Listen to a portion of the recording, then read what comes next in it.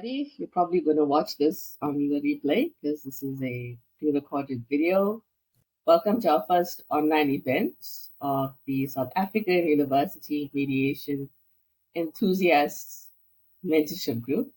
This is one of those launch type of events where we're just trying to create interest, create a buzz, and get the word out about this group. The reason for naming the group as I have done so is because I feel there's not enough of a safe space for university students to explore alternative dispute resolution in general at university.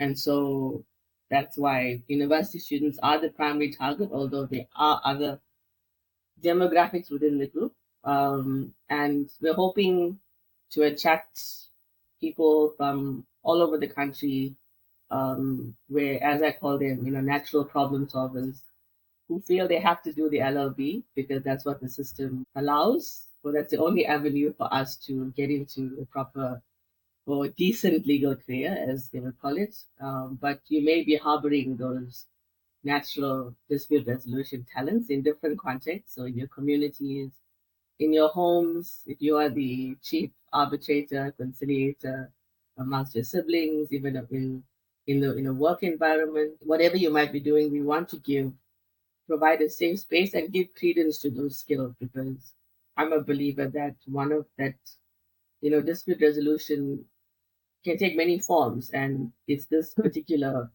format or medium called mediation that doesn't get the credence or doesn't get the weight that it deserves. And it's supposed to be one of many tools in our toolkit, right? As problem solvers in the legal space, even outside of the legal space, because you don't even need a law degree to be an effective problem solver. I think if we were to be humble, we probably have to admit that there are a lot better negotiators and mediators who don't have a legal background that are, changing the world many, many cases at a time, many times over again.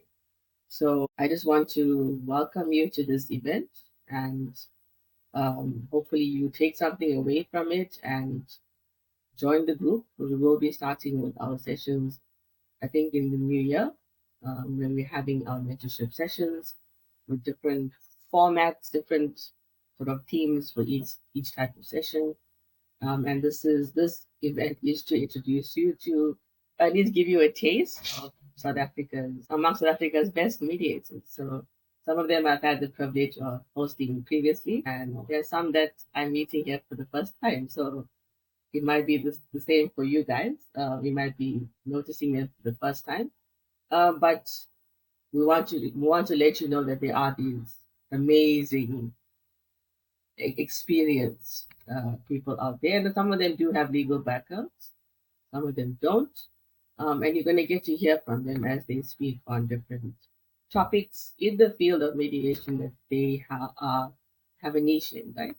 So I will set the agenda for today, and of course set the objectives for the session. We are not here to we have to make you feel comfortable, right? So none of these experts are here to be intimidating or to overwhelm you with information, or to make it seem very academic, very theoretical.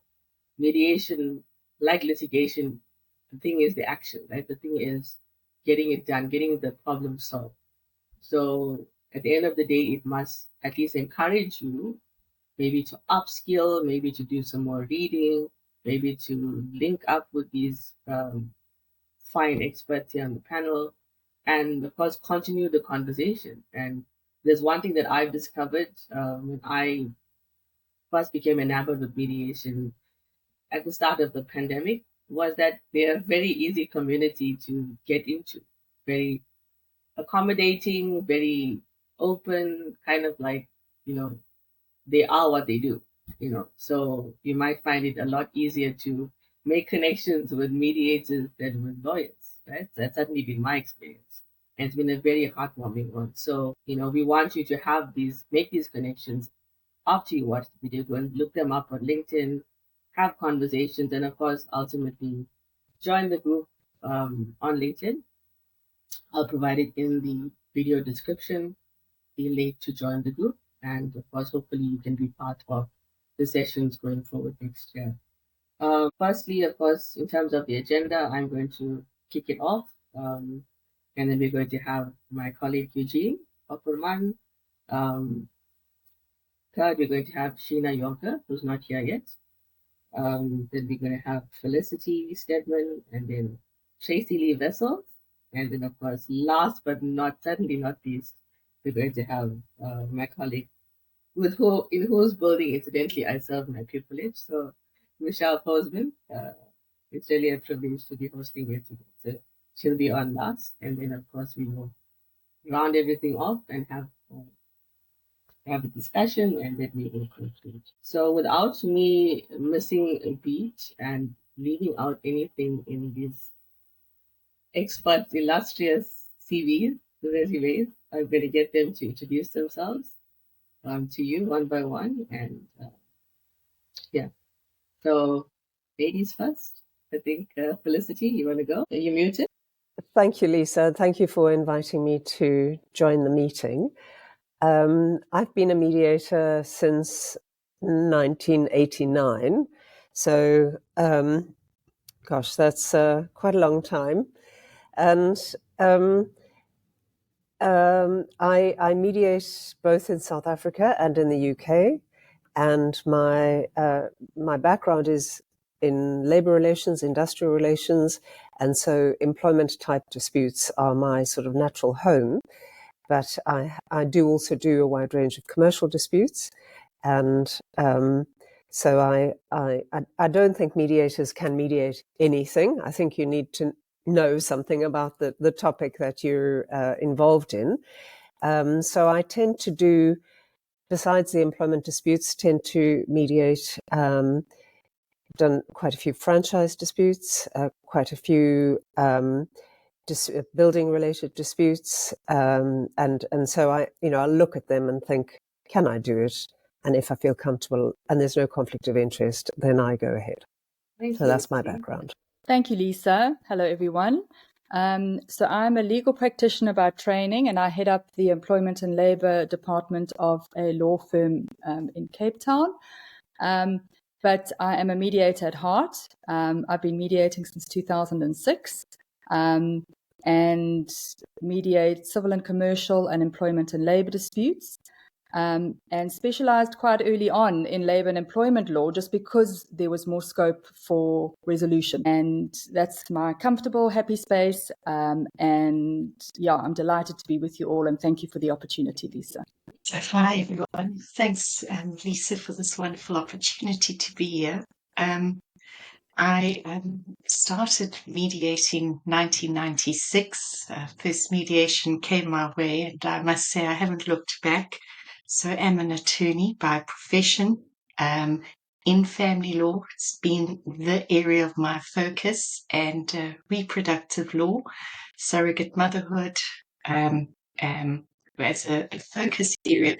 But there came a time, South African law changed 2010, and it was just this realization that I was going to jump in. Whether it was career suicide or not, I was going to do it, and I took the family law section of my practice and decided I was just going to mediate. And I remember many a month where it would be, oh my goodness, what decision have I made here? But I just realized I didn't want to have the dual focus. I wanted to, when it came to divorces and children born out of wedlock, those kind of issues, I kind of felt that I'd found my niche and I wanted to stay in there. And I'm very pleased to say that the legal landscape and the mediation ADR landscape has changed to a point where we are now able to say we mediate, and that's what we do primarily. So it's a wonderful time for any young practitioner to be entering into the system, entering into the ADR field. I certainly haven't looked back from the decisions that I've made. So when it comes to mediation, for me, the focus is on the family, divorce, elder mediation, and slowly looking at using the experience that I've got over the years, and so it's quite extensive with surrogate motherhood, which goes right back to 1999, starting to use that and saying, where there is areas of conflict, perhaps this is something that mediation can look into. So yeah, I'm seeing potential for all of us, and Felicity said, we need to have some level of expertise in the area. We can't just come in and say, you can just mediate anything. I think it helps to have a background in a specific area, at least some kind of reading up on that area before one ventures into a specific area. But having said that, the field is wide open, and there's enough matters around for all of us and some more. So we need mediators. But again, thank you so much for having me. Thanks, Tracy. Eugene? Thank you, guys. My name is Eugene Opperman. I'm a family law practitioner. I've been doing so for the past 24 years.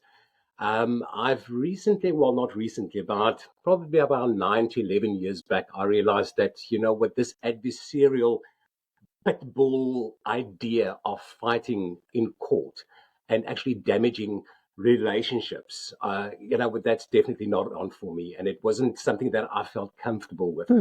So I did a mediation course. I did a couple of those courses, and I started changing my whole legal practice to be geared more towards mediation.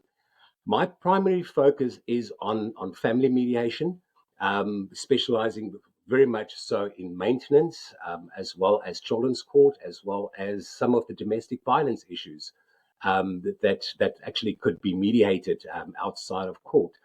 So that is my primary focus. That was initially.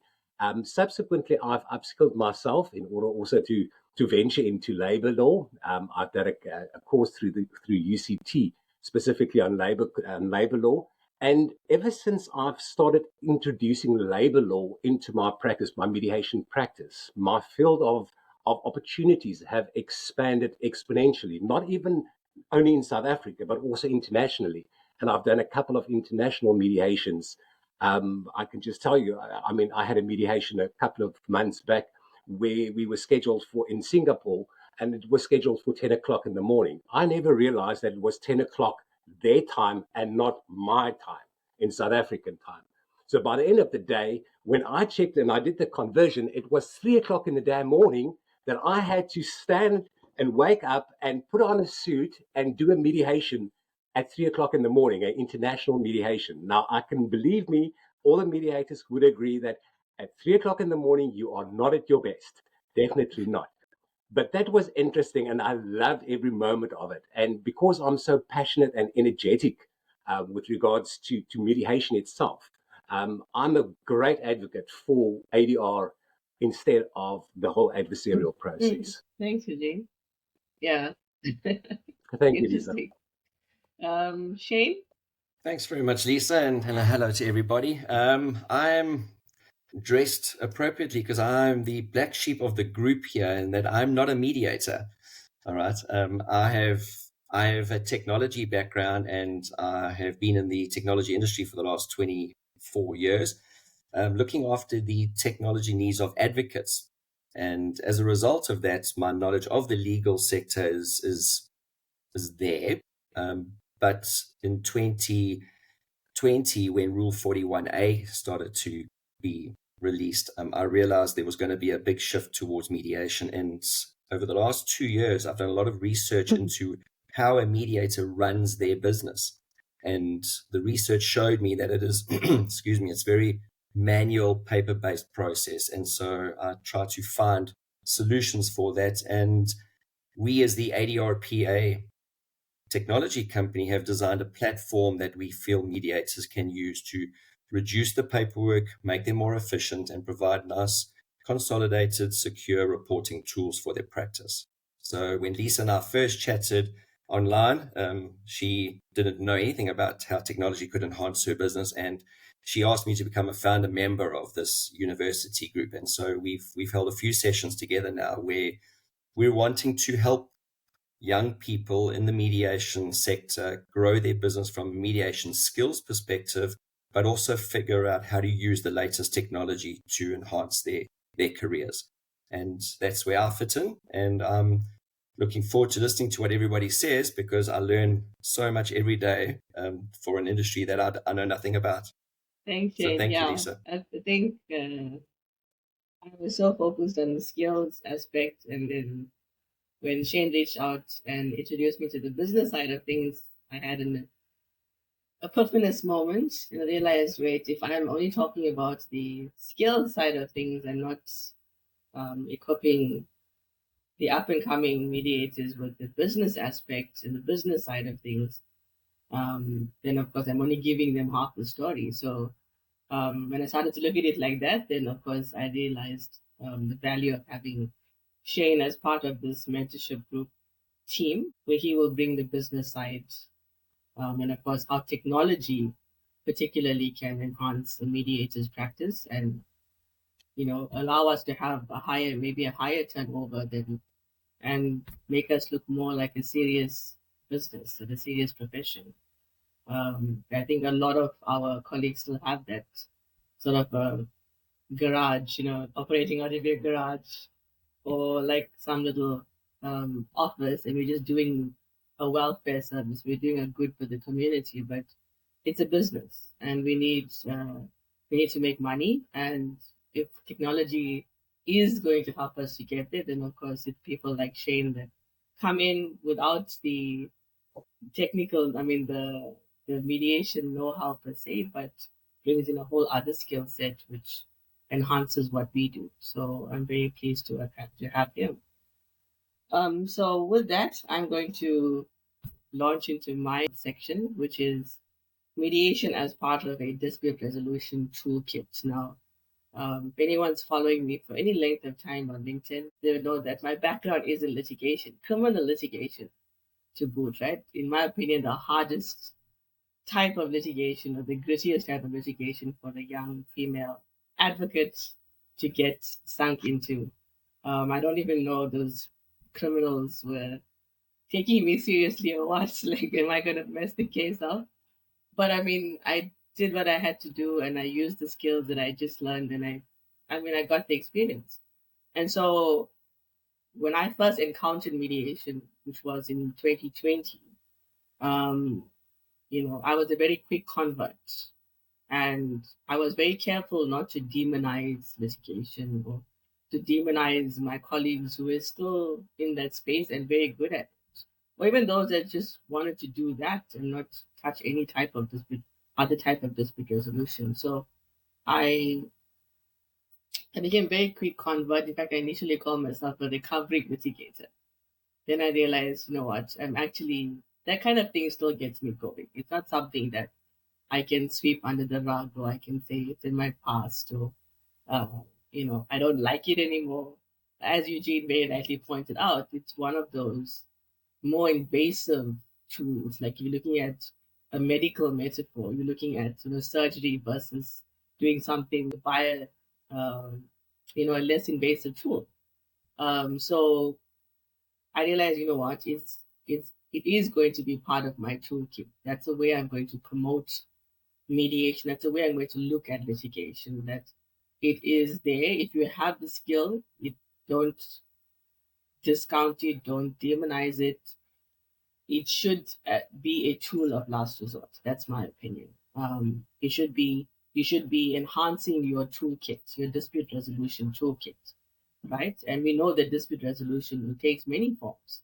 It's litigation, mediation, arbitration, conciliation, and then negotiation. You have all those hybrid formats as well, which meet very specific needs for each type of dispute. So those are all the tools. And as Eugene also pointed out, he's upskilled himself so that his toolkit is a little bit more expanded now. We can take on labor disputes and mediate labor matters. But I think even to open yourself up, as we have here, like Tracy, Eugene, law practices that have taken the lead, that have opened themselves up to this other tool, right? And going forward, I think from 2020, I realized that as a litigator, if I were to help somebody, if they were to ask me, what's the best course of action, I took it very seriously, and I consider it, at least personally, to be unethical of me to recommend litigation when I know that there's something better. And it was as simple a revelation as that, that wow, there's an easier way to do this. It's as simple as that, right? So and coming from somebody that was involved in papers, drafting papers, even when I worked at a law firm, it was all about the papers. We didn't even think twice. We would just start drafting. There were no alternatives for the client. It was just like run of the mill, going through the motions. There's a divorce matter, we're litigating. If it's this, we're litigating. We're drafting a letter of demand if it's money is owing to a debt to a client. And so I'm very familiar with all that paperwork and just getting on with it, which psychologically seems very soothing to the client because while my attorney is getting on with it, something is being done. We're going to get the bad guy on the other side. And also, as a lawyer, you feel good because you're like, I'm providing a solution. So you say, I'll have the summons drafted within the day and issue it. So you kind of have this rush, you're going to be the hero. But of course, now that I've now learned about mediation, I'm like, guys, can we just talk about it? That's all. Can we? And for me, as a mediator, bringing people to the table is the first victory, I think. Getting them to face each other at a table, because we can very easily fight through papers, and all the lawyers here will know it's very easy to draft and hide behind papers, summons, interlocutory applications. We can fight through the papers, right? It's much easier than facing each other. So I think it's a very de-escalating thing. If you tell a client, can we talk about it? How about you bring the other guy? If he's owing you money, can we figure this out in a way that's going to cost you less money and that's going to give you a bigger result? And everybody's happy. So I think that's a very non-adversarial, that's the most non-adversarial, the most humane thing you can do for a client is that once you know that there is this less invasive way of resolving a dispute. And I think this is another thing that I've discovered recently is that, and I pointed this out to my following at least, that not every problem is a legal problem. So very often you are talking to a client, that the consultation's unfolding, and very often they don't tell you the entire thing up front. So soon you're going down lots of rabbit trails, you're discovering it's actually a much bigger issue. It's a different type of issue than what they thought they came to you for. And so it might just be better for you to first distinguish, is this a legal problem? Is it an everyday conflict? And propose, why don't we talk about it first? Right? And of course, put it on the table, put all the options of dispute resolution on the table. Say this is available to us for this particular dispute. But let's try talking about it first. And of course, these are the benefits of talking about it first. Right? But at the end of the day, we've still got litigation in our back pocket. If we need to litigate, or as with High Court Rule 41 capital A, if there are issues that remain unresolved, there's still that option to litigate, right? So we're not taking away the option. We're just saying, in the long run, this is going to be actually psychologically healthier. And of course, we're going to do our best not to have a winner and a loser. But I think that just feeds the adversarial system, the fact that we put somebody in their corner or put them in their place.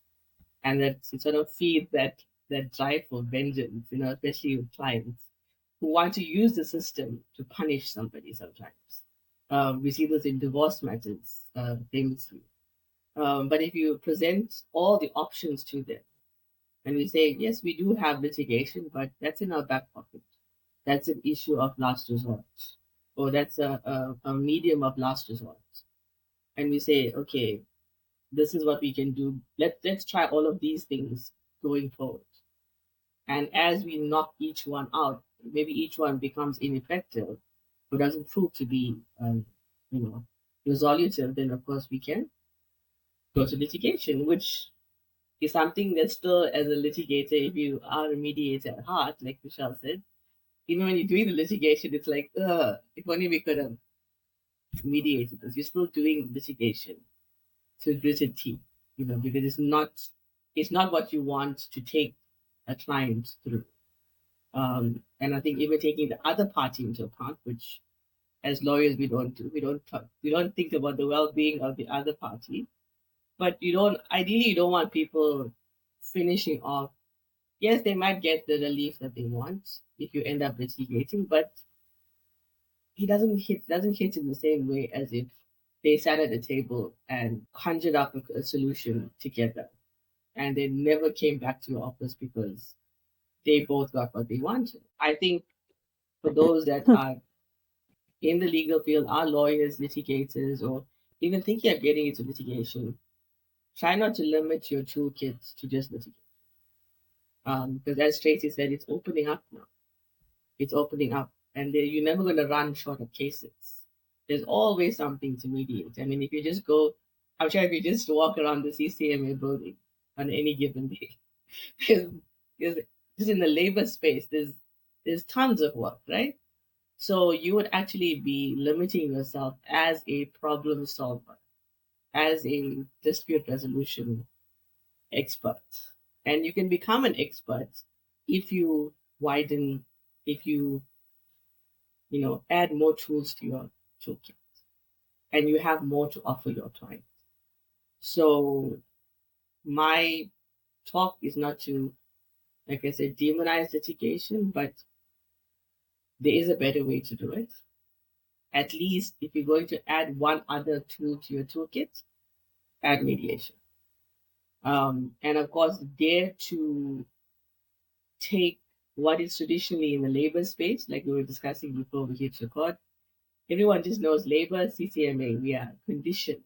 But dare to stretch that application beyond the labor space and say, can conciliation work in a divorce matter? I know there's even talk about arbitration being suitable for divorce.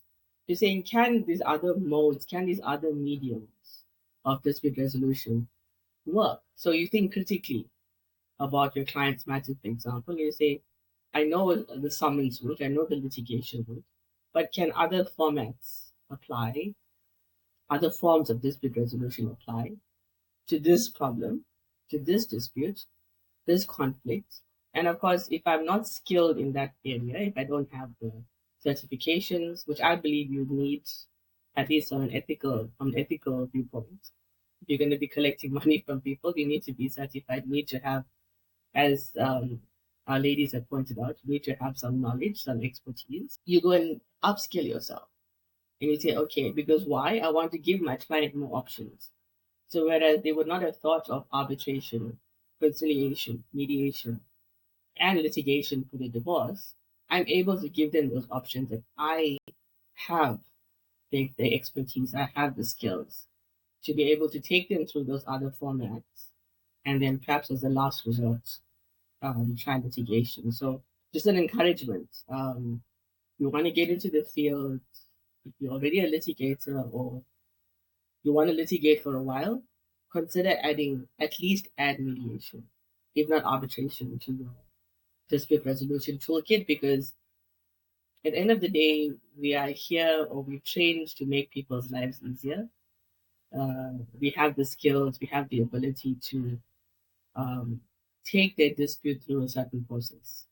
So you can widen the offering for them by learning the different processes, offering it to them, and of course, if it works out in the least invasive way, then also as a human being, you've not taken another human being through a very arduous and sometimes psychologically damaging process. You've taken them through the easiest method. So that's my introductory address, I think. That mediation should be part of your dispute resolution toolkit, and the more modes of ADR you can add to your toolkit as a practitioner, the better, because of course the client at the end of the day will have more options, and of course they will have the most, hopefully the most humane option available to them that you can present to them. Okay, so that's my spiel. Just checking who's on next. Okay, Eugene, you're going to talk to us about incorporating mediation in a law firm practice. Thank you. Thank you for the introduction, Lisa. I mean, it actually ties in very nicely to just a couple of ideas that I would like to share with the listeners. So yeah, I totally get it, and I totally understand the the two hats that an attorney needs to put on. So my initial background when I started off in law was obviously just litigation, but I started off by being a prosecutor and then being a magistrate and then doing my articles. So I did the whole idea or the whole spiel of a legal practice. And yes, most definitely, when it comes to mediation and being an attorney, you definitely sit with two hats. You sit with an attorney hat, which is very adversarial, the adversarial way of thinking, and then you sit with the mediation, which is, you know what, that's a softer part. That is resolving the dispute by communicating with the people and the parties that they're not accustomed to, because it's something different. Because when you're an attorney and you want to fight and you want to be adversarial and you want to be the pit bull, then there's no room for talking to each other. There's no room for talking and communication between the parties. So that brings me to the first thing, and that is probably once you start changing from a legal practice and you change to a more mediative procedure, the biggest difference there would be people come to an attorney for a certain result, but people come to a mediator also for a different result, or it might be the same result. But there's an educational process that needs to happen, because people will not come to you just because it's unfamiliar. Mediation is still very unfamiliar. So my biggest challenge in changing my legal practice to a mediation practice was educating people. The cost of acquisition of a client is actually quite a lot, because you have to nurture that client, you have to educate that client, you have to teach them and explain to them what is mediation, what is it used for. I just smiled when you said demonize the whole idea of a mediator, especially in the eyes of legal practitioners. And yes, very often mediators are seen as the demons, because they take away money and they take away billable hours from an adversarial process like litigation. And yes, do we get some pushback from attorneys? Yes, but fortunately for me at this stage, I get a lot of referrals from attorneys, because they are simply not skilled and they're simply not geared in order to sit with two parties and navigate a communicative process in order to resolve a conflict. So usually when I get referrals from attorneys, it's usually when it's quite a while down the litigation route, and the attorneys just simply give up. You know what? They are just so tired. The parties to the dispute are so fatigued by this whole litigation process that they say, you know what? Let's just sit around the table. Let's just resolve the matter.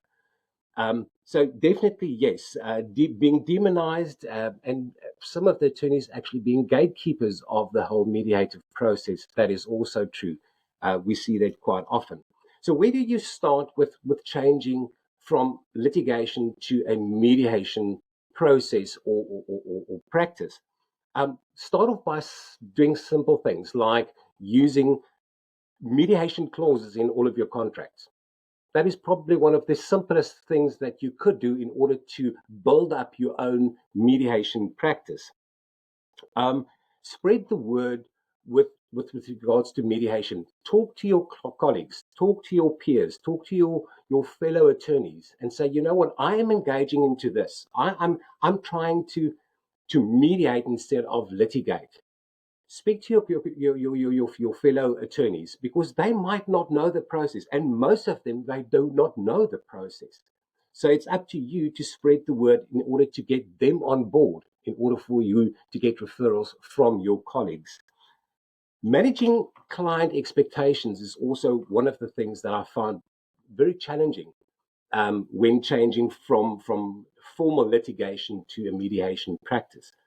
Your client needs to be educated and to be trained on how does this whole mediative process work. I made a couple of videos. So instead of me talking to my clients and regurgitating the same thing over and over again, I simply just made a video and I just give them the link and say, right, go and watch the video. That's just so much easier. And then I engage with conversation with the clients in a pre-mediation session, and I spend a half an hour with them, and just to talk about mediation and for them to what to expect, because the public out there still has this idea of mediation being part of the adversarial process, which it is not. That's on the one side. On the other side, you have people or members of the public that thinks that mediation is a silver bullet. It can work for everything, and it's going to solve your problems, and it's not. And those are the clients that you need to manage their expectations, to explain to them how the process works, and how do you actually go about getting a resolution at the end of the day. And not the resolution that you might necessarily have, but you might have some more understanding. I had clients probably a week and a half ago. They recently got divorced. They got divorced in August last year, and it was a very acrimonious divorce. Subsequently, they've gotten divorced, but they haven't spoken to each other since August last year. So they came to me because the attorneys, both of their attorneys, referred them to me for a simple maintenance dispute, maintenance and parenting plan. So we decided and we resolved the maintenance issue within an hour and a half, after I did some pre-talk with the parties. But we still had to do the parenting plan. But at that stage, they were actually engaging in conversation. They actually could talk to one another. So we scheduled another appointment, and then probably 15 minutes or 20 minutes after the mediation finished, which was in my eyes and for them as well, was a very successful mediation. And we came to some kind of resolution with regards to maintenance, with the increase of maintenance. So the father phoned me and he said, "Okay, right, yeah, what? We're just busy talking, and there's a couple of things in the parenting plan that is not understood." So I said, "Okay, right, so you discussing a parenting plan? With whom are you discussing a parenting plan?" So he said, "No, he's there with his ex-wife, and they're sitting at a local coffee shop in Somerset West, and they're discussing the parenting plans." And I said, "You're doing what? You are actually having a conversation with your ex-wife and discussing how to create a parenting plan that would actually serve your needs." So I said, "That's brilliant." For the first time since they got divorced, they actually engaged in conversation. They stopped their nonsense and they actually engaged in conversation. That was just after, that was a couple of minutes after they left my office, and it felt absolutely brilliant. It felt so good getting that feedback from your client. You know what? They just want to find out what is meant by this provision in the parenting plan. So I knew, because I said in the next session we would be addressing the parenting plan, and they each had a copy thereof. But for them to try and mend not a relationship, they will never be in a relationship again, but for the children's sake, to actually engage in conversation, open conversation, and being respectful during this whole process. That was a great win for me. I felt really good afterwards for them actually to be able to sit around a table and discuss what would work for them. Not a court imposed parenting plan, not the ideas of a court or an attorney that only have blinkers on and say, "Okay, right, you know what, this is what needs to be in a parenting plan." No, because that initially didn't work for them. Now they are actually have the opportunity to be creative and to work out something that is what would work absolutely for them. Expanding something that I'm doing now is expanding your repertoire when it comes to mediation. Expand your range of services that you offer in mediation. Not being a jack of all trades and a master of none, but to have a specific niche market that you can say, "You know what, I've been doing family law mediation for quite some time, quite a number of years. So I'm considered, in my eyes and in my clients' eyes, I'm considered an expert to a certain degree with regards to the services that I can bring as a mediator in the family law field. So I've been expanding it now to labor law, and that has also been opened. That also opened quite a number of, of opportunities in my legal practice, um, with regards to that. The last one that I could just mention is I am also a trauma informed mediator. So what does that basically mean? That means that I've got skills as a trauma informed mediator with courses that I did, and also present specifically with trauma informed mediation practice.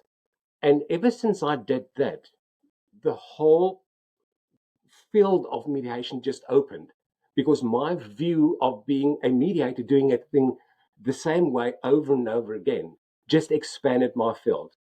Being trauma informed, I realized that I can serve my clients better, and I can be there for them in a different way, not only as a normal mediator, but also as a mediator that would understand their trauma and where they do come from, and be in a position to realize, to pick up certain triggers and to pick up certain nuances, certain subtleties, like it might be in domestic abuse, it might be an abusive relationship, stemming from their past, in order to understand that, what they hear, because they are being put in a certain situation, they made certain decisions, and it's never a wrong decision, because you make the best decision with the resources that you have, at a certain particular point in time.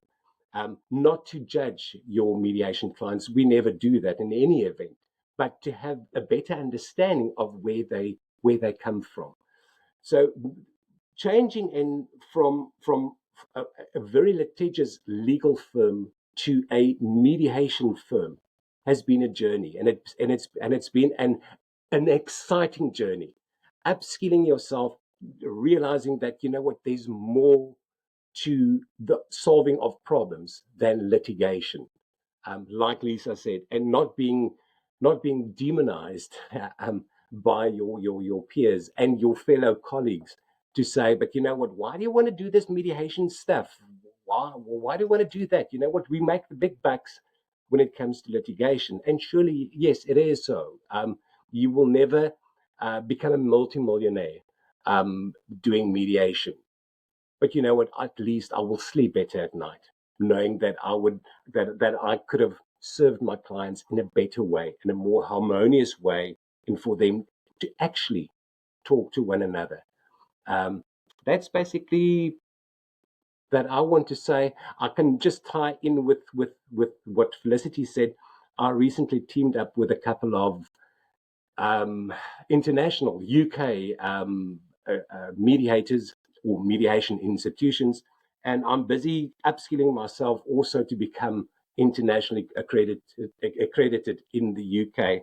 And the whole idea of the uh, FMC, the Family Law Council, and how they do it, it's vastly different than South Africa, because they consider mediators to be professionals, whereas in South Africa, up until the act comes through, we are still an unregulated institution, unregulated body. And I quite like the whole idea from the MFC or the FMC, to have a structure in place that we can follow, and a body that we can belong to, in order to navigate this whole discrepancies of being regulated and not being regulated, of the whole profession of mediation. So is there light at the end of the tunnel? Most definitely. Is there opportunity? Most definitely. Is there enthusiasm? Most definitely. Is there different avenues that attorneys and new attorneys, and I would actually say baby attorneys, that they can follow, and a route for them, and there's a place for them? Absolutely. And it's exciting.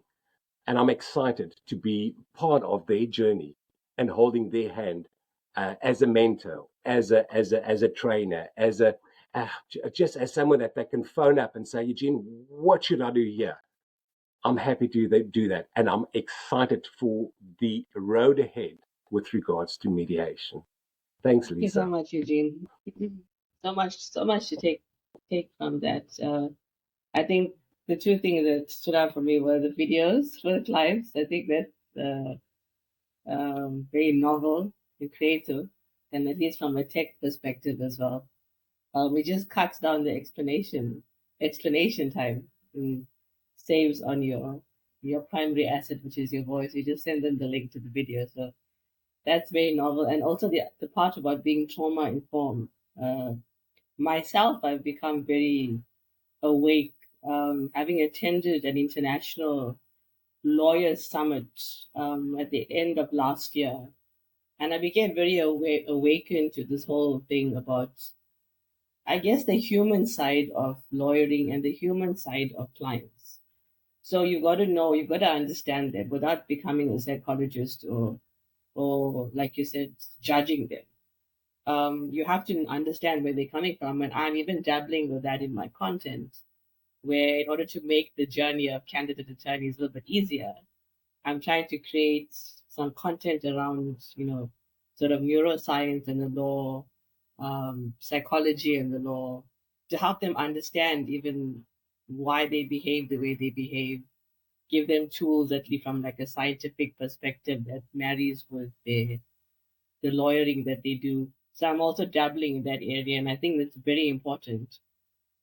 Not just it's more especially from the family law perspective, but just understanding, having that background of understanding in terms of where their psychology is at. I think that is the most, besides mediation being a humane, medium of dispute resolution. I think understanding where people are at psychologically, and of course, there's no one size fits all. You can't diagnose everybody.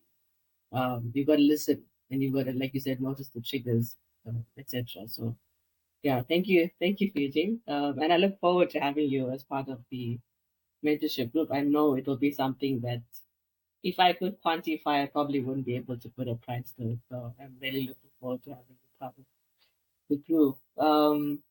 Of course, we were supposed to have Sheena Yolka now. I'm not sure what happened. But she did RSVP. But be that as it may, I think we'll go to Felicity, and she's going to talk about the value of mediation training. Thank you, Lisa. Right. Well, I trained as a labor mediator back in 1989. So I think that's 45 years ago. It's a very long time ago.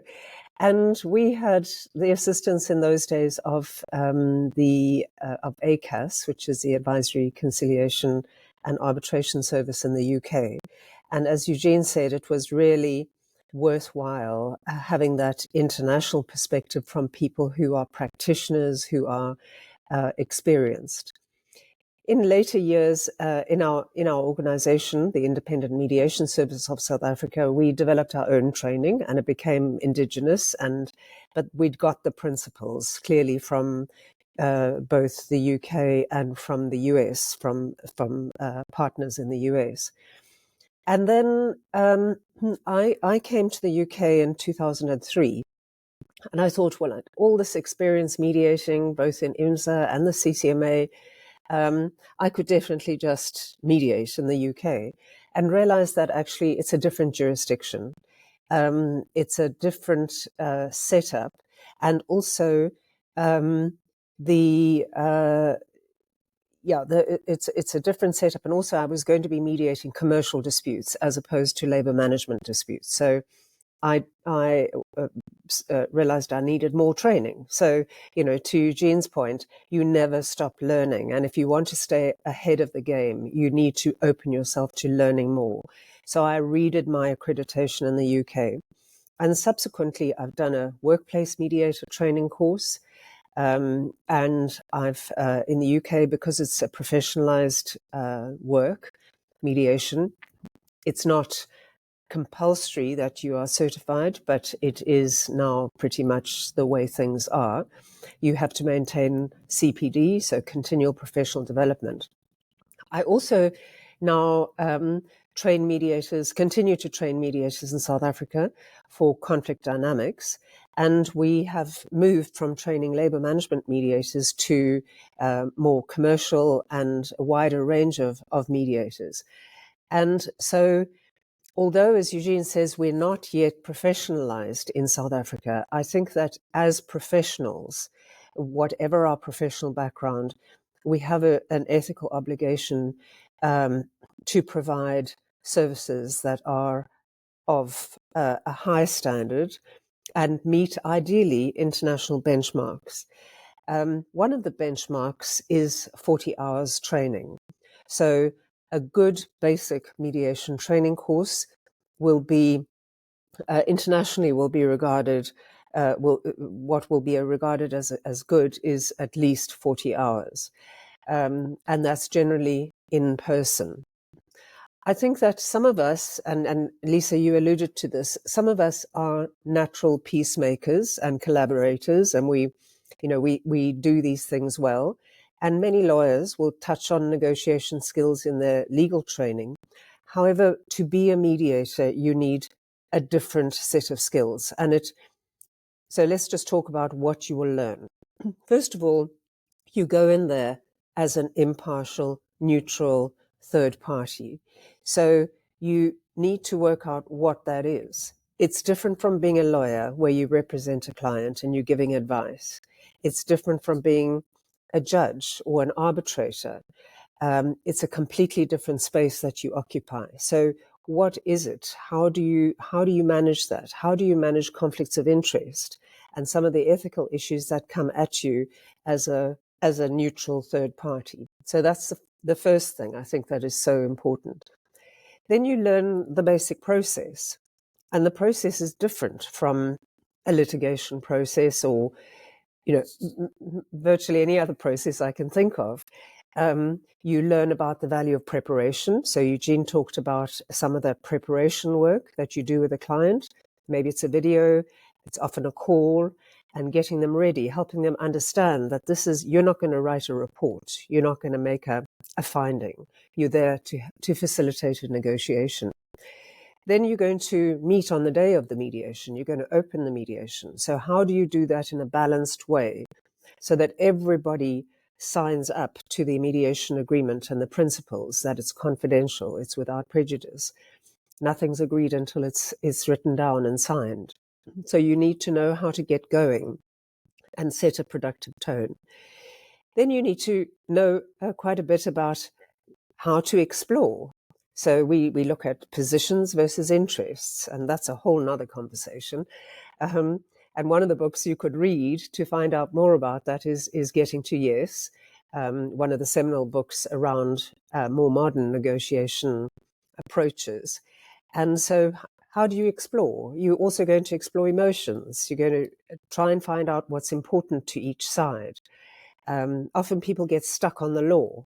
So how do you get them away from the law to looking at what matters for the business, what matters for them personally? And so there's quite a bit that you have to do to explore. And then you're going to move into bargaining. So how do you help the parties? How do you coach the parties to make sensible offers? We know in the labor space that people often start very far apart and they move very, very slowly towards one another. And that just aggravates the whole situation. How do you get them to take a leap of faith into something more sensible so that there are only a couple of moves? There's also more on the table, more value, not just the monetary offers. And then what do you do to tie it all together? And if it's not tying together, there's a deadlock. Well, how do you deal with deadlock? Because you can't tell people you're wrong. You're not going to win in court. You're going to reality test with them. What if you end up in court? So there's a lot to learn. And sometimes people refer to these skills as soft skills. But I think, Lisa, you said it's actually easy to litigate. it's much harder to bring people together to have these very difficult and challenging negotiations. So they're not soft skills. They really are quite hard skills. So how do you learn all of this sort of stuff? Well, key is to learn from practitioners. It's not an academic endeavor. There are many books, and you can read those books, but you won't get the answers to your questions like, what do I do if, and someone is giving me a completely extreme demand. What do I do? You're not going to find the answers from books. You need to learn with practitioners. So, so think about who you're going to be training with.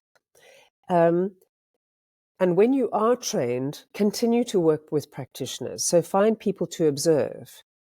Debrief with skilled colleagues, experienced colleagues, so that you're always keeping your practice grounded in reality and what works. Also, the courses that I think work best are those that are learning by doing. So lots of role play, lots of opportunity to practice, to be coached, to get feedback, and then ultimately to be assessed against a set of competencies. What makes a competent mediator?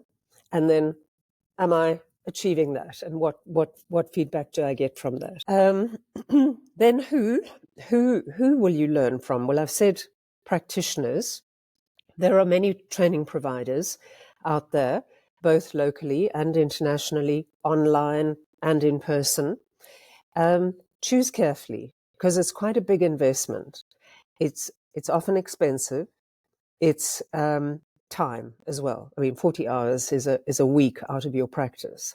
So choose really carefully. I'd say look at their websites, really find out more about what's on offer. Google, look at reviews, find out what users say about or people who've been on the courses say about those courses. And also speak to colleagues for recommendations. Really do some homework, because it's a big investment. And I think, as Tracy Lee said, it was almost like a turning point in her life. And it was probably felt quite risky for her, letting go of the litigation stream of income and now moving to the mediation stream of income. If you're going to be making big choices like that, you want a good course that is accredited with local bodies and ideally with international bodies, so that you're meeting the standards that are generally regarded as good benchmarks for good mediation training. And then I think the last thing to say is that when new people start out and they say, well, how do I get going? I've done all the training. I've taken the time. I've made the investment. I've done all the training. There's a lot to do around building your practice, and Eugene's given us lots of good ideas. Don't leave it too long between your training and getting going.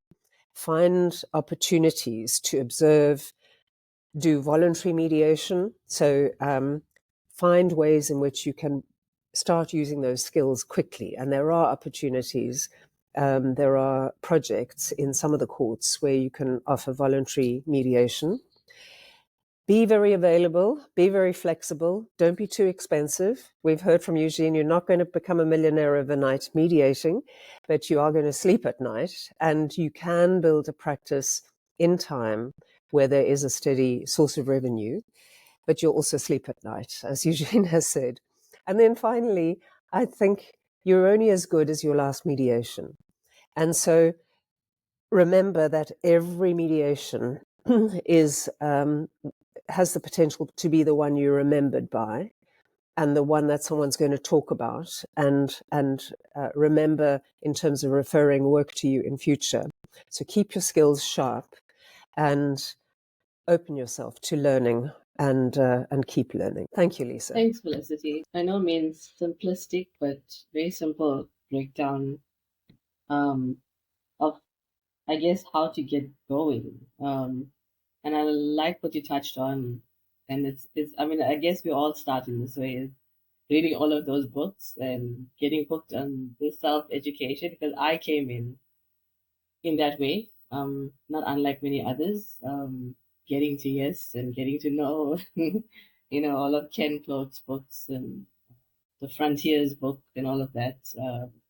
But I think it's necessary to take that next step, which, like you said rightly, is to start working with practitioners, and observing and getting into the field. I think I brought this up in my introduction, is that it's not a theoretical thing by any stretch of the imagination. And I was starting to get into that pitfall, or fall into that hole, where I was just like excited about the knowledge, getting the knowledge of reading all the books and making the notes and maybe creating some content. But then I very quickly came to my senses that no, I actually got to start doing this now. I've got to start flexing, as it were. And I think for those that, even I would add, not to diminish what you said, but maybe the step before you get accreditation or before you get into the process is just to observe, as I would tell,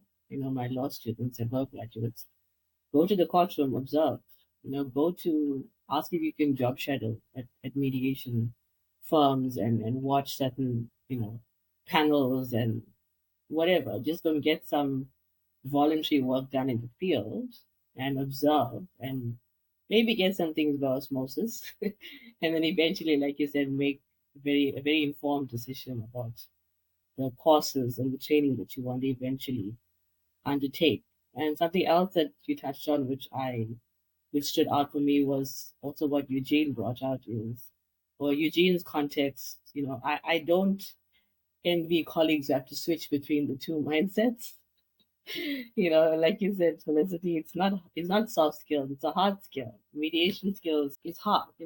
Those negotiation skills, all of whatever you highlighted and more, those are hard skills to have, and to learn and to nurture.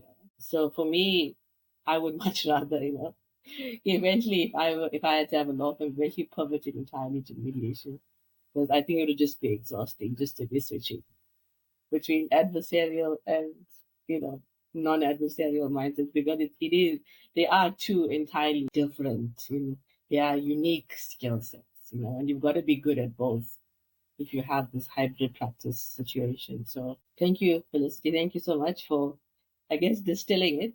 I encourage people to go and check out Conflict Dynamics, and of course all the other training institutions, Mediation Academy, and even Sheena's ADR network essay, and all of those bodies. And of course, do the homework, as Felicity has said, and know what you're going to be investing in and how much you want to do it, and of course, what you're going to do after you train.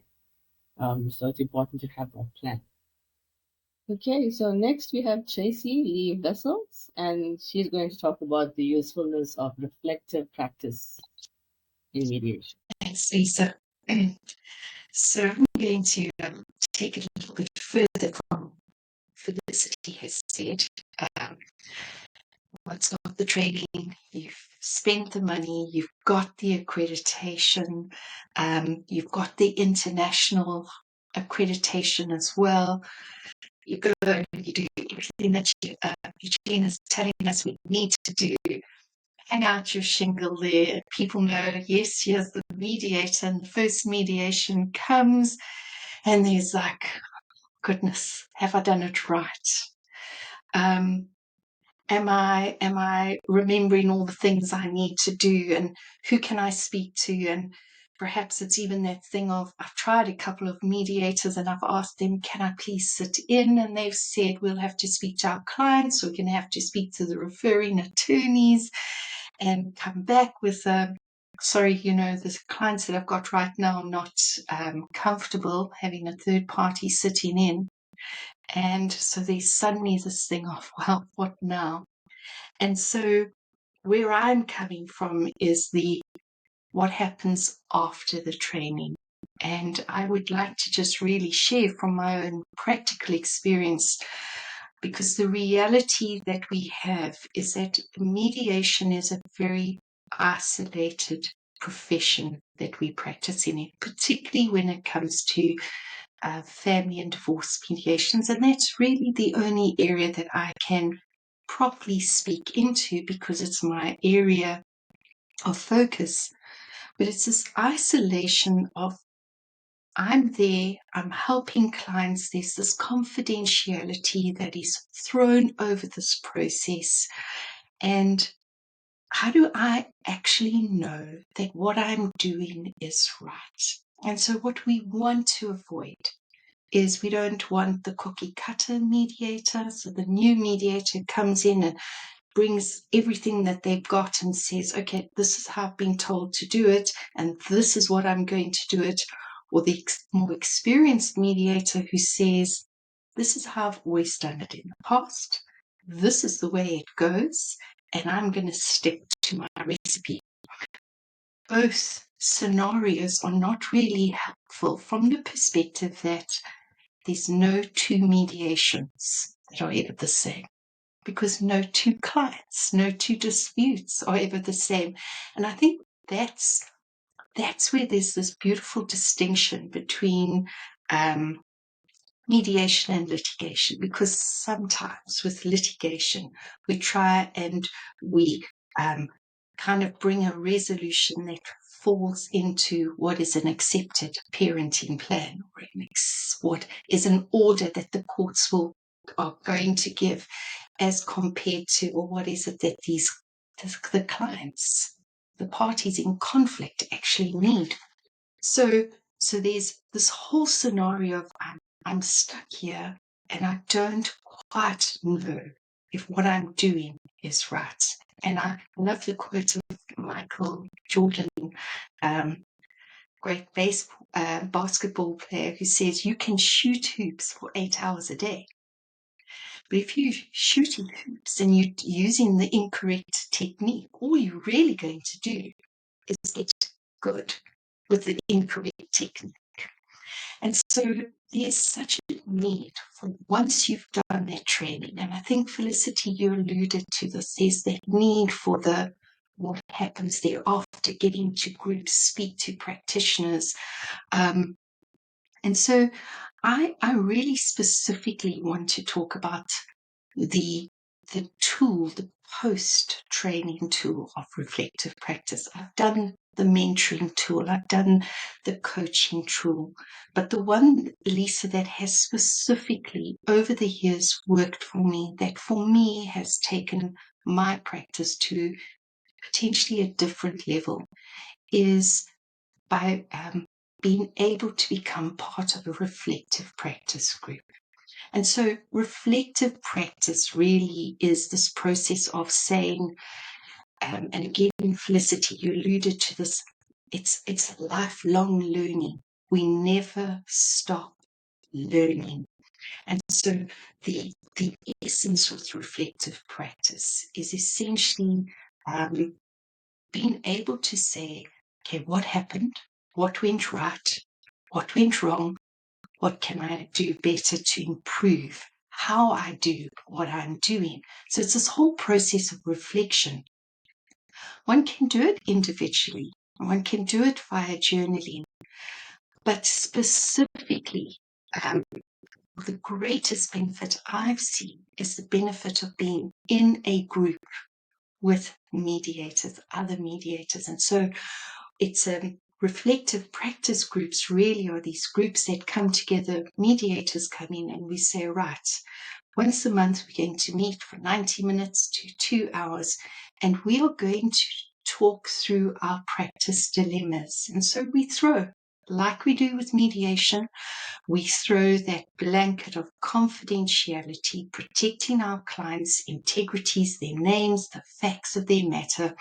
We throw it over the mediation and we say, here is a specific practice dilemma that I have. This is something that happened that has potentially made me feel a little bit uncomfortable, or it's a surprising situation that arose, and I really would just like to process this in this group. And so what happens in the reflective practice group is essentially your mediator that is needing the debrief, kind of, I like to say, goes into the hot seat. They define what it is specifically that they want to focus on. And the group becomes the debriefer as if they were a mediator.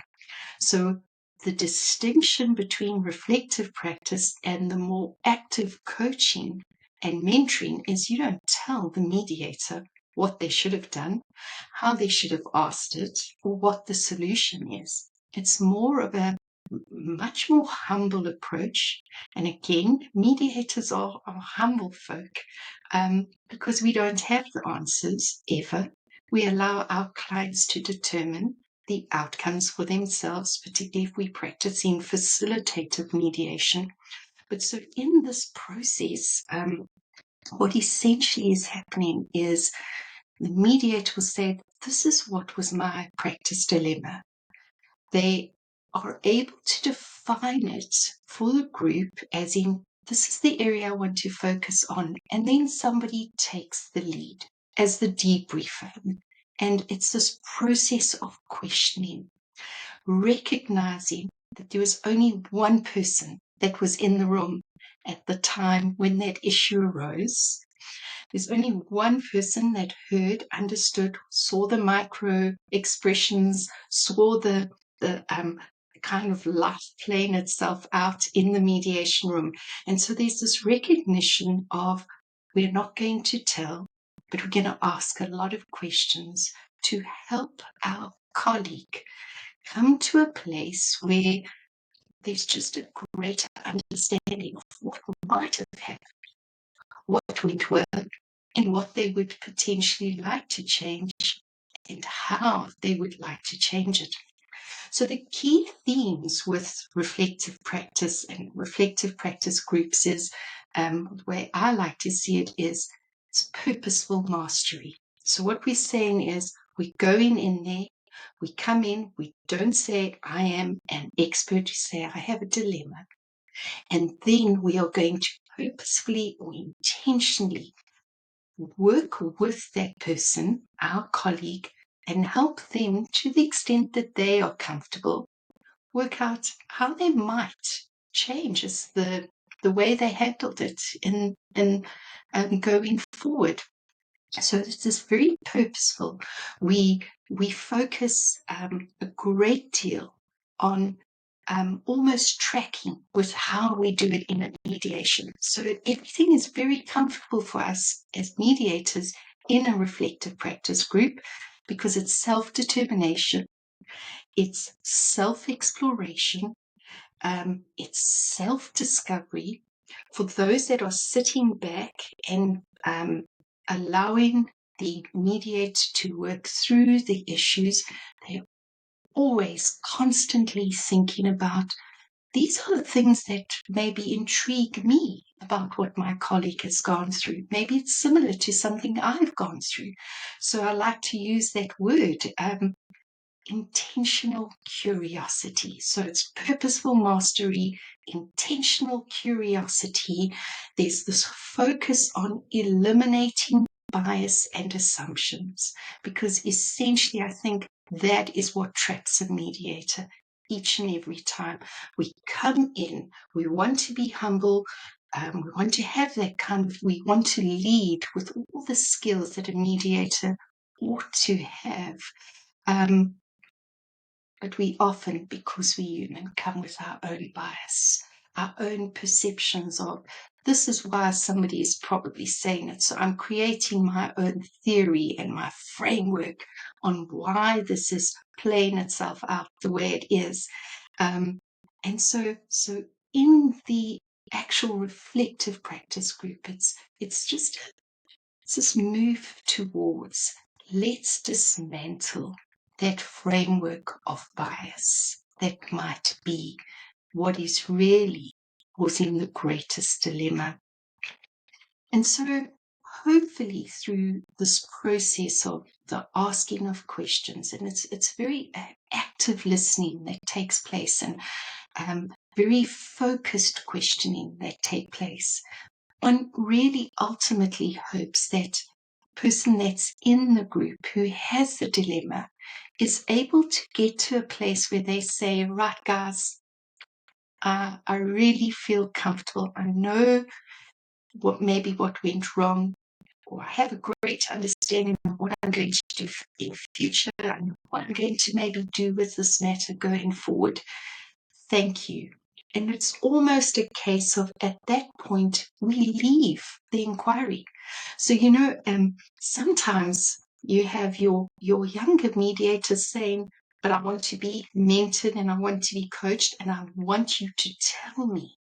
And I've certainly been there on many occasions, but it's that process of working through the self-exploration that leads to the self-discovery that really creates a long-term learning and understanding, which ultimately then just puts an additional tool in the bag, the case, the toolbox of the mediator. And I think with reflective practice, and I so want to urge mediators to create reflective practice groups because I see the benefit. But ultimately, it's not only the person or the mediator that said, I have this dilemma, I had this client, and this is how it played out, and I don't quite know how I should have handled it. They're not the only ones that hopefully would walk away after group time saying, I have a much better understanding of how I can handle this matter. One hopefully would want every single person that had sat in on that group time to be able to maybe reflect on their own kind of experiences and say, I have something similar. Goodness, maybe this is something I could do. Or it might be that sitting and listening to a debriefer and just their line of questioning and the way they're thinking kind of assists in the sense of somebody saying, I actually like that the way they ask that question.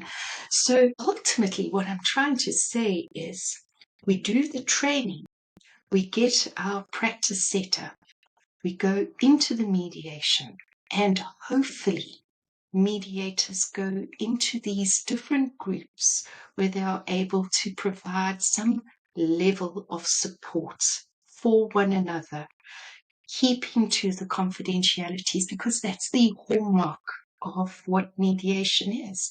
We will keep your confidences. We will be fair. We will take care of your interests in the sense of we will not allow this process to harm you. And so that obviously is a big issue when it comes to things like domestic violence, because mediators don't allow harm to the extent that they're able. But ultimately, it's this whole thing of you're going to come into this process and hopefully you're going to come out with a sense of, I have learned something, and in this process, I am becoming a better mediator.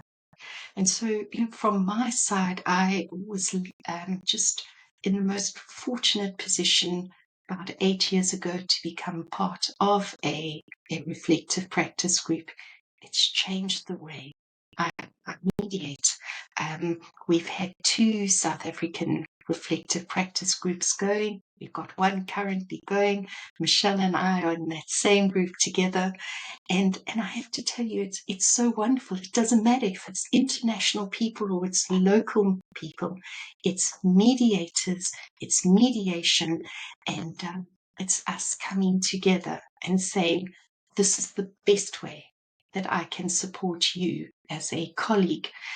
Bearing in mind, if I have a bad mediation, I'm going to pull down my profession, the field. It sounds like, oh goodness, I'm being like quite dramatic here, but it is the reality, particularly where we have a country that is, it's kind of, we've moved from the embryonic kind of concept of mediation to we've kind of tentatively stepped into mediation and we have the courts behind us.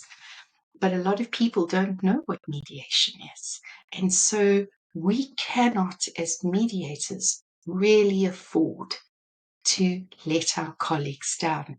And so I think even for all of us coming in, and even your baby lawyers who are coming in and they've decided they're going to go into that mediation field, we are all starting in a place where we can really change conceptions as to whether or not mediation is accepted in our country as wholeheartedly as it ought to be, because it is the way forward. It is the best way.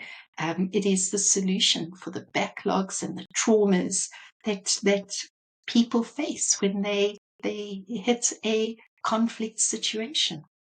So that's really what I wanted to tell you, and thank you for the opportunity to share that. Thank you so much, Tracy. It's always so calming to listen to you. I'm a very loud. I can never picture myself being of that type of voice because I have things to say. But it's always so calming, and the measured way in which you speak, I'm sure it adds something to your mediation. Thank you for that, Tracy. Reflective practice, I mean, it's something that is not peculiar to mediation. I mean, it's something that's done in other professions, but sadly, you only hear about it, or I've only come to know about it in the context of mediation. And I think what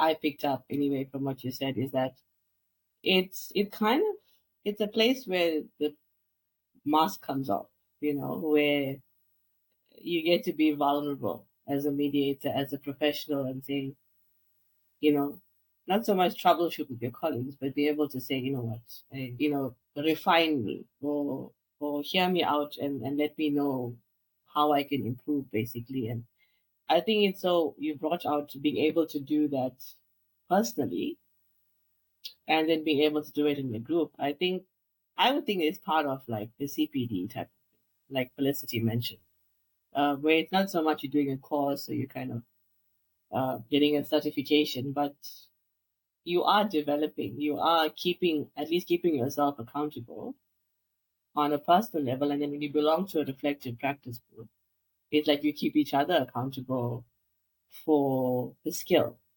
And so, as I forget who said it now, but you're only as good as your next mediation. And that can come, a lot of that can come from the group, where you go into the next one and it's hopefully better because you were able to be refined by colleagues. And I think that's partly what this mentorship group is supposed to be, or one of the functions is ultimately to be a safe space where, as people are upskilling, whatever stage they find themselves coming in, and whatever stage they leave the group, it's also going to be a place where they can be safe to say, hey, I applied my 40 hours training and, it backfired in this way. Like, tell me, or help me to be curious about what I did or how I did it. And I certainly want that to be one of the functions of this group, where at least from a, um, just being accountable for your development is something that even in the legal sphere, we don't do enough of. And so we like to hide behind our masks and our areas of expertise. And at the best, we troubleshoot with colleagues. We don't say, hey, you know what? We don't sit in a circle and say, I messed up this litigation matter, or I didn't cross examine in the way that I wanted to, for example. We don't have that level of vulnerability. We don't have these groups. So I think, again, with even bringing in Shane with the business aspect and the tech side of things, if we don't let aspiring mediators know about reflecting on what you do, as opposed to just becoming a job and something you're just aware. If we introduce this reflection aspect, then of course it lends to it's a more holistic practice, I think, where you're looking at your skills, you're looking at your business side of things, and of course you're looking at being accountable and being responsible for the skill that you practice, and of course to make sure that you don't make the same mistakes. in your next mediation. So thank you so much, Tracy. And I know you are going to be part of this group going forward as well. And I do look forward to that. So next we have Michelle, who's going to talk to us about Rule 41A and court-compelled mediation. Thank you, Lisa. So just for context, I think we can all agree that justice delayed is justice denied, and that the aim of our dispute mechanisms should be expeditious, effective, and inexpensive resolution. So with that in mind, we have to keep challenging and asking ourselves, why then is litigation the default approach, especially when all you need to mediate is the consent of both parties? It's as simple as that. And yet we keep defaulting to this process that just doesn't work and doesn't achieve what mediation can achieve. Lisa alluded to the medical metaphor, and there's a quote from Chris Marnovic in his book, Litigation Skills for South African Lawyers, which I really like. And that's the following. Litigation is the legal profession's equivalent of surgery, to be used as a last resort when all other means of resolving the problem are inadequate or have failed. Litigation, like surgery, is by its nature risky, intrusive, painful, and expensive. It can only be applied to a narrow range of problems in its field and cannot guarantee a favorable outcome. Fortunately, the law is versatile enough and lawyers creative enough to include alternative methods of dispute resolution in the array of tools employed to solve legal problems. So he wrote that back in 2002. It's taken a very long time for us to shift to this mindset where we've got many tools available to us, and as lawyers and legal advisors, it's our ethical and moral duty to advise our clients that there are more appropriate mechanisms to use than litigation. So thinking about that and reserving litigation for matters that require specialist adjudication, what are some of the other mechanisms we can use? And the other speakers have touched on these. The most familiar to us all is the CCMA, which uses the processes of conciliation and arbitration, and that was introduced 30 years ago. So it's a little bit startling that it was only in March 2020 that an alternate mechanism was introduced in the High Court when Rule 41A was introduced into the High Court rules. So Rule 41A obliges parties to consider mediation at the stage that an action or application is launched. Parties are not obliged to participate in mediation, merely to consider it and provide reasons if they decide not to. And this is because one of the fundamental principles of mediation is that it's voluntary. And this is why initially there was a reluctance to make it mediation itself compulsory. So in terms of the rule, parties need to opt in. Unfortunately, because of this, and because, as Eugene mentioned earlier, legal representatives are generally the gatekeepers to all disputes, over the last 4 years that Rule 41A has been in play, this has largely become a tick box exercise, with parties simply going through the motions to comply with the rules and not using the opportunity to engage effectively and strategically. And they're missing an opportunity. I don't understand why attorneys don't use this mechanism. It's the only mechanism that gives you an opportunity to properly listen to the other side, what they're thinking, what they actually want, and what the approach to this matter could be. So as a result of Rule 41A not being as effective as we wanted it to be, and because of the resultant overwhelming backlogs in our courts, we've reached a tipping point at which something needs to be done. At a recent conference hosted by Mediation and Access to Justice in July of this year, the unanimous view of delegates, including members of the judiciary, advocates, attorneys, senior government officials, was that South Africans are being denied access to justice and our legal system is failing its people. They agreed that urgent change is needed to address the shortcomings of our system and the way conflict is dealt with in the country, illustrated by the fact that in some provinces, court dates are already being allocated in 2029. That's 5 years from now. It's just not acceptable. You will have seen a number of media reports recently with the same theme, and the Judge President of the Gauteng High Court and others have spoken strongly that this needs urgent attention. There was consensus at that conference that a contributory way forward to alleviate the backlog is to legislate a new judicial model in accordance with the traditional values of human dignity and reconciliation. And that's a 360-degree turn back to the beautiful African principle of Ubuntu. One of the resolutions from the conference was that the Minister of Justice must throw his weight behind proposed new legislation regarding mediation and to do everything he can to expedite its implementation. So there's a new Mediation Act in draft form, which changes the system from being mandatory to consider mediation to being mandatory to participate in mediation. And now instead of the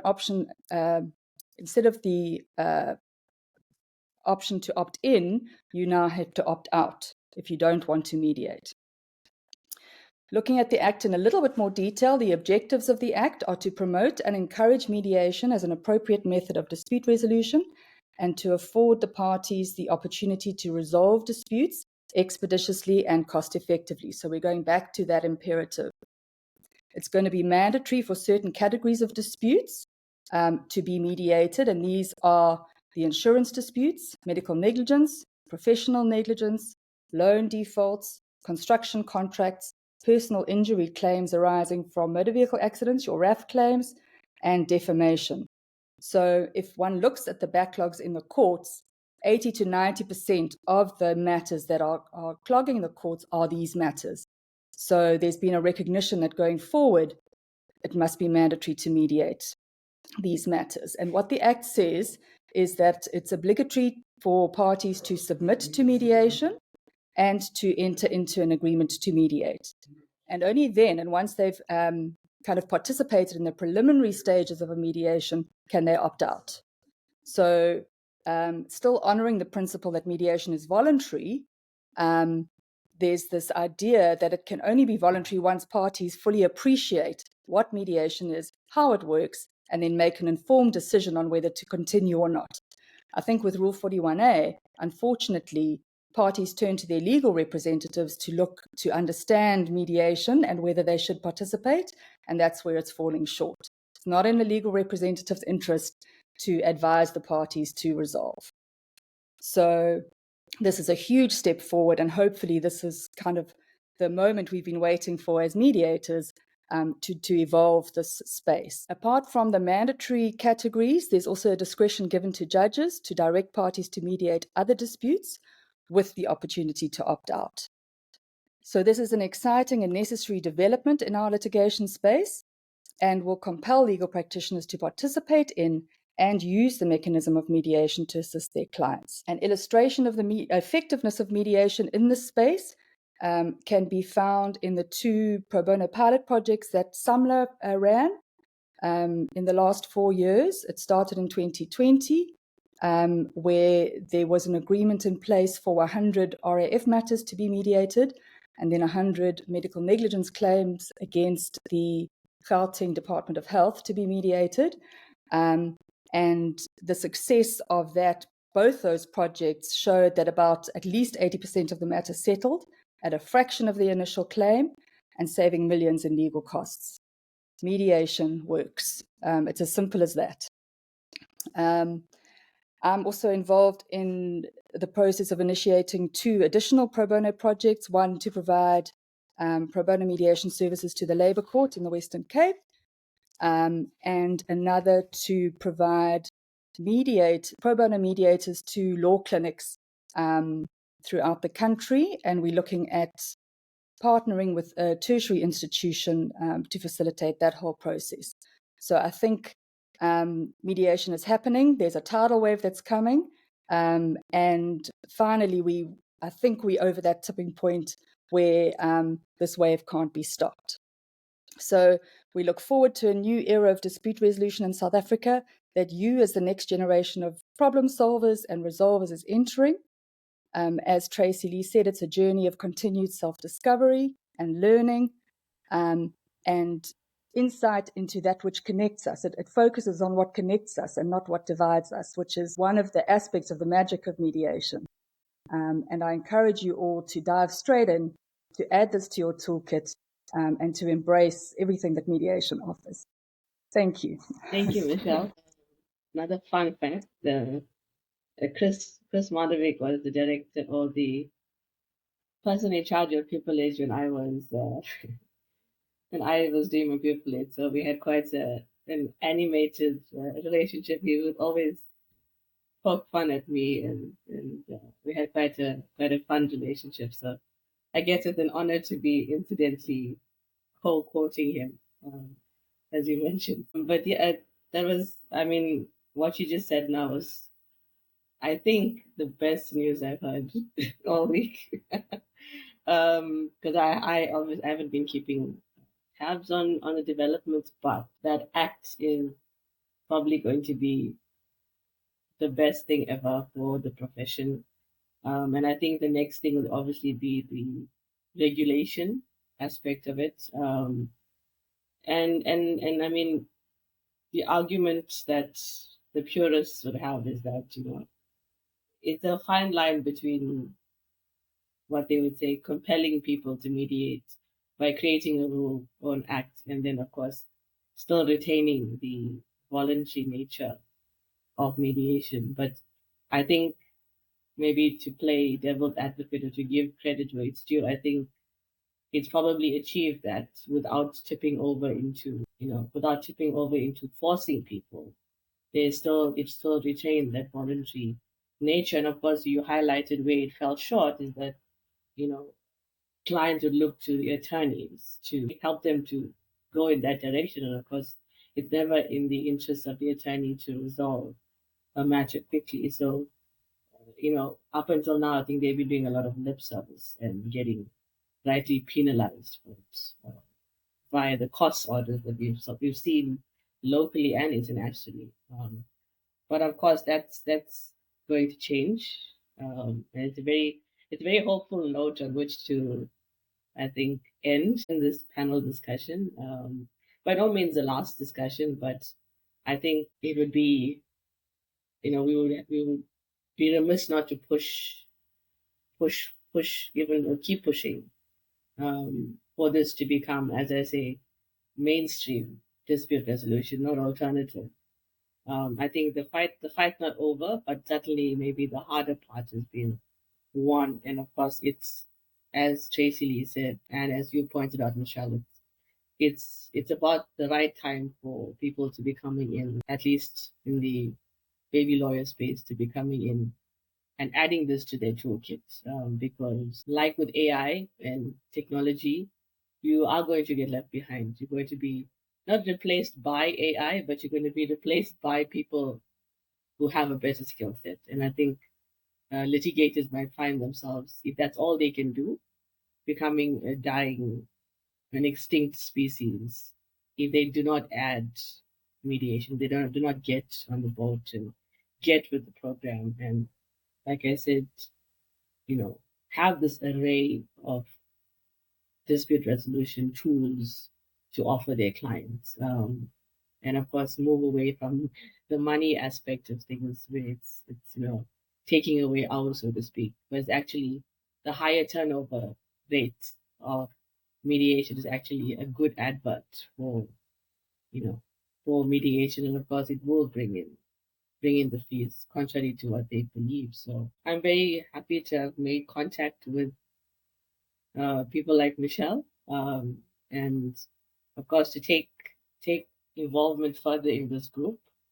I think if there's one thing I want to introduce our university students to is local talent, and local that are also reaching overseas. So like Felicity, Eugene, and others who recognize the importance of, even being recognized overseas and being credited overseas. And, we have to have a global perspective.